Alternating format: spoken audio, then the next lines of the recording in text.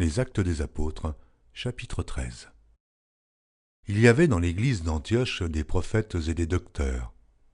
Barnabas, Siméon, appelé Niger, Lucius de Cyrène, Manaën, qui avait été élevé avec Hérode le tétrarque, et Saul. Pendant qu'ils servaient le Seigneur dans leur ministère et qu'ils jeûnaient, le Saint-Esprit dit : « Mettez-moi à part Barnabas et Saul, pour l'œuvre à laquelle je les ai appelés. » Après avoir jeûné et prié, ils leur imposèrent les mains et les laissèrent partir. Barnabas et Saul, envoyés par le Saint-Esprit, descendirent à Séleucie, et de là, ils s'embarquèrent pour l'île de Chypre. Arrivés à Salamine, ils annoncèrent la parole de Dieu dans les synagogues des Juifs. Ils avaient Jean pour aide. Ayant ensuite traversé toute l'île jusqu'à Paphos, ils trouvèrent un certain magicien faux prophète juif nommé Bar-Jésus, qui était avec le proconsul Sergius Paulus, homme intelligent.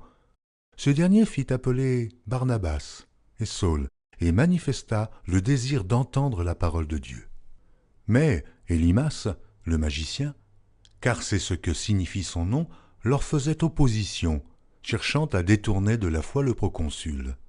Alors Saul, appelé aussi Paul, rempli du Saint-Esprit, fixa les regards sur lui et dit : « Homme plein de toute espèce de ruse et de fraude, fils du diable, ennemi de toute justice, ne cesseras-tu point de pervertir les voies droites du Seigneur ?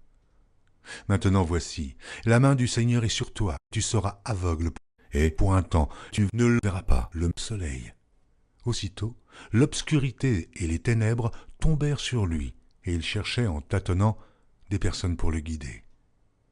Alors le proconsul, voyant ce qui était arrivé, crut, étant frappé de la doctrine du Seigneur.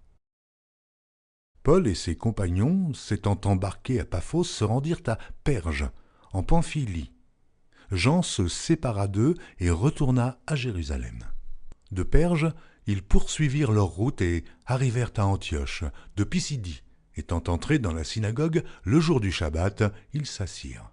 Après la lecture de la loi et des prophètes, les chefs de la synagogue leur envoyèrent dire : « Hommes, frères, si vous avez quelque exhortation à adresser au peuple, parlez. » Paul se leva et, ayant fait signe de la main, il dit : « Hommes israélites, et vous qui craignez Dieu, écoutez. Le Dieu de ce peuple d'Israël a choisi nos pères. Il mit ce peuple en honneur pendant son séjour au pays d'Égypte, et il l'en fit sortir par son bras puissant. Il les nourrit près de 40 ans dans le désert, et, ayant détruit 7 nations au pays de Canaan, il leur en accorda le territoire comme propriété. Après cela, durant 450 ans environ, il leur donna des juges, jusqu'au prophète Samuel. Ils demandèrent alors un roi, et Dieu leur donna pendant 40 ans Saül, fils de Kis, de la tribu de Benjamin. Puis, l'ayant rejeté, il leur suscita pour roi David, auquel il a rendu ce témoignage.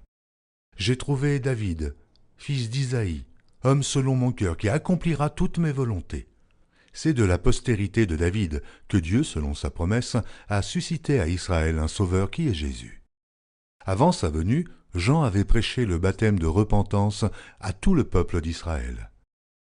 Et lorsque Jean achevait sa course, il disait : « Je ne suis pas celui que vous pensez, mais voici, après moi, vient celui des pieds duquel je ne suis pas digne de délier les souliers. » Hommes, frères, fils de la race d'Abraham, et vous qui craignez Dieu, c'est à vous que cette parole de salut a été envoyée.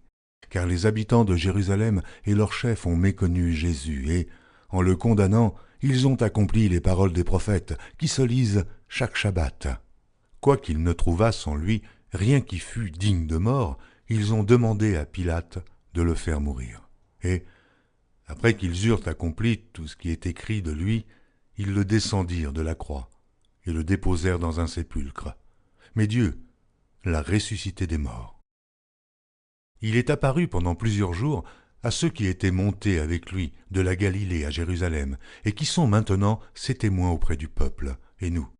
Nous vous annonçons cette bonne nouvelle que la promesse faite à nos pères, Dieu l'a accomplie pour nous, leurs enfants, en ressuscitant Jésus selon ce qui est écrit dans le psaume 2.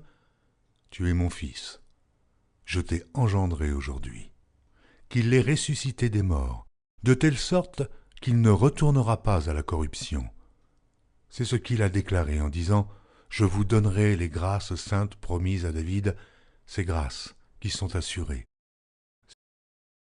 C'est pourquoi il dit encore ailleurs « Tu ne permettras pas que ton sein voie la corruption. » Or David, après avoir en son temps servi au dessein de Dieu, est mort, a été réuni à ses pairs et a vu la corruption. Mais celui que Dieu a ressuscité n'a pas vu la corruption. Sachez donc, hommes frères, que c'est par lui que le pardon des péchés vous est annoncé, et que quiconque croit est justifié par lui de toutes les choses dont vous ne pouviez être justifiés par la loi de Moïse. Ainsi, prenez garde, qu'il ne vous arrive ce qui est dit dans les prophètes. Voyez, contenteurs, soyez étonnés et disparaissez. Car je vais faire en vos jours une œuvre que vous ne croiriez pas si on vous la racontait. Lorsqu'ils sortirent, on les pria de parler le Shabbat suivant sur les mêmes choses. Et à l'issue de l'assemblée, beaucoup de Juifs et de prosélytes pieux suivirent Paul et Barnabas, qui s'entretinrent avec eux et les exhortèrent à rester attachés à la grâce de Dieu. Le Shabbat suivant, presque toute la ville se rassembla pour entendre la parole de Dieu. Les Juifs, voyant la foule, furent remplis de jalousie, et ils s'opposaient à ce que disait Paul en le contredisant et en l'injuriant. Paul et Barnabas leur dirent avec assurance « C'est à vous, premièrement, que la parole de Dieu devait être annoncée. Mais puisque vous la repoussez, et que vous vous jugez vous-même indigne de la vie éternelle, voici, nous nous tournons vers les païens, car ainsi nous l'a ordonné le Seigneur. Je t'ai établi pour être la lumière des nations, pour porter le salut jusqu'aux extrémités de la terre. » Les païens se réjouissaient en entendant cela. Ils glorifiaient la parole du Seigneur et tous ceux qui étaient destinés à la vie éternelle crurent. La parole du Seigneur se répandait dans tout le pays. Mais les Juifs excitèrent les femmes dévotes de distinction et les principaux de la ville.